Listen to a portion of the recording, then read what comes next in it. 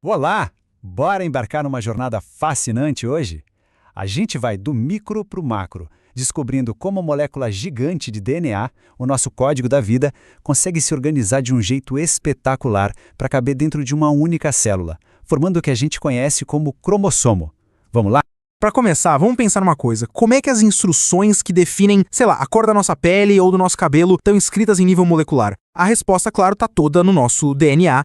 Parece loucura, né? Pensar que uma única mudança num código com bilhões de letras pode ter um efeito tão visível, como no caso do albinismo. Pois é exatamente esse mistério que a gente vai desvendar agora usando um exemplo bem real.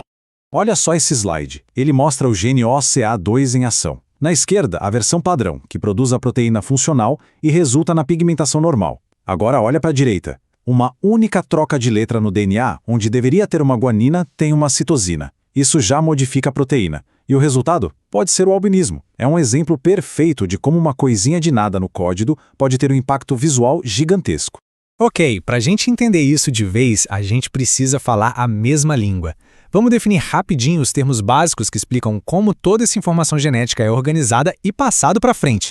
Pensa no locus como se fosse um endereço. Imagina o cromossomo como uma avenida enorme. O locus é o endereço exato, o número certinho, onde um gene específico, como o OCA2, vai estar sempre. É o CEP do gene. E os alelos? Bom, se o locus é o endereço, os alelos são as diferentes versões da casa que pode ser construída ali. No nosso exemplo, o alelo de referência do OCA2 constrói uma casa que produz pigmento. Já o alelo variante constrói uma casa diferente, que pode causar o albinismo. O endereço, o locus, é o mesmo, mas a planta da casa, o gene, pode mudar. E aqui está o pulo do gato. A gente herda um conjunto de cromossomos do pai e outro da mãe. Esses pares são o que a gente chama de cromossomos homólogos. Eles têm os mesmos genes nos mesmos endereços, ou loci. A grande sacada é que a gente pode herdar alelos diferentes para o mesmo gene, um do pai e outro da mãe. É isso que gera a nossa incrível diversidade genética. Agora vamos mudar de perspectiva. Já entendemos o código, mas como ele é guardado? Aqui a gente entra num dos maiores desafios de engenharia que a biologia já resolveu. Para pensar um pouquinho. Quase 2 metros de um fio super fino precisam ser guardados num espaço microscópico, que é o núcleo da célula. Parece impossível, né? Como é que a natureza faz essa mágica? Tudo começa aqui, com a famosa dupla hélice de DNA. Esse é o primeiro nível, a molécula na sua forma mais básica, mais esticada. É o nosso fio de partida. O primeiro passo da compactação é simplesmente genial. O DNA começa a se enrolar nos carretéis de proteína, as histonas. A estrutura fica parecendo um colar de contas. E a gente chama isso de nucleossomo. Só esse passo já encurta o fio de DNA pra caramba. Mas esse colar de contas não fica solto. Ele mesmo se dobra e se enrola, formando uma fibra bem mais grossa e densa, a fibra de cromatina. A coisa já está ficando bem mais organizada e compacta por aqui. E aqui a gente vê o estágio final da compactação. A fibra de cromatina continua se dobrando em laços cada vez mais e mais apertados, até chegar no grau máximo de condensação. E o resultado é essa estrutura que todo mundo conhece dos livros de biologia. O cromossomo metafásico, com aquele formato clássico de X. Mas por que ele tem esse formato? Isso tem tudo a ver com a replicação do DNA.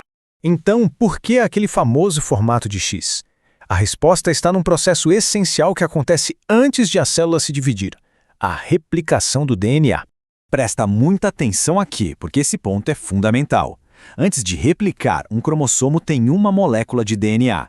Depois que a célula duplica seu material, olha só, a gente continua chamando de um cromossomo, mas agora ele é formado por 2 moléculas de DNA idênticas, que a gente chama de cromátides irmãs.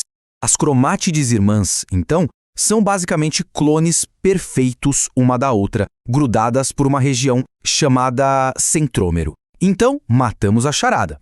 O famoso formato de X é só um cromossomo que já foi duplicado e atingiu seu nível máximo de compactação, prontinho para a divisão da célula.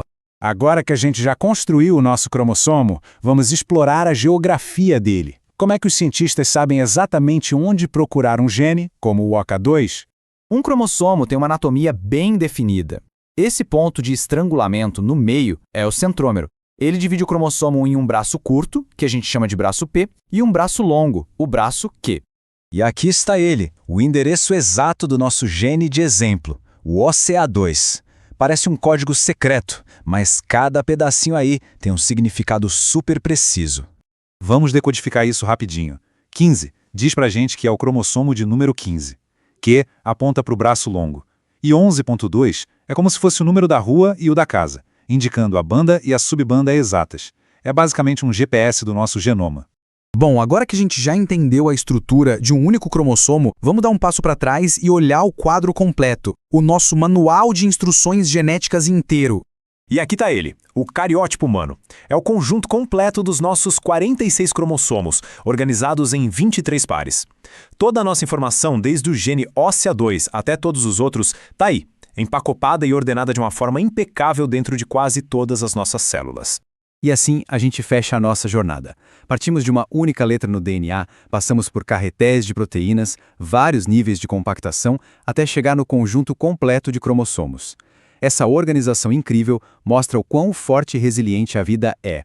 Mas, como a gente viu com o gene OCA2, também revela sua fragilidade. Uma pequena alteração pode ter consequências gigantescas. É, sem dúvida, uma obra-prima da engenharia da natureza.